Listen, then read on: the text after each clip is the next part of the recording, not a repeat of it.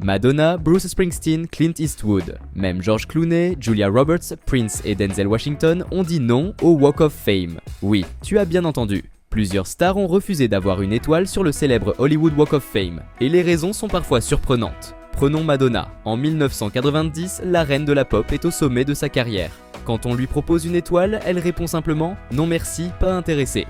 Classe non. Ensuite, Bruce Springsteen. Lui, c'est encore plus rock'n'roll. Il accepte l'honneur, mais ne se pointe pas à la cérémonie. Résultat, l'événement est annulé et ça donne naissance à une nouvelle règle, la Springsteen Policy. Depuis, ta présence à la cérémonie est obligatoire si tu veux une étoile. Merci Bruce. Clint Eastwood. Lui, c'est le roi des refus. Sollicité plusieurs fois, il décline à chaque fois. Pas son délire apparemment. Julia Roberts aussi a refusé poliment. Malgré une carrière incroyable, l'actrice a décidé que ce n'était pas pour elle. Modestie ou désintérêt? À toi de juger.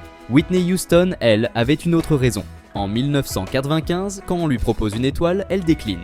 Son manager explique qu'elle n'aime pas l'idée que les gens marchent sur son nom. Et franchement, on peut comprendre. George Clooney, sélectionné, mais il n'a jamais pris le temps de fixer une date pour la cérémonie. Trop occupé à siroter son café? Al Pacino et Denzel Washington, eux aussi, n'ont jamais programmé leur cérémonie. Une étoile? Oui, peut-être, mais clairement, ce n'est pas leur priorité. Et Prince alors?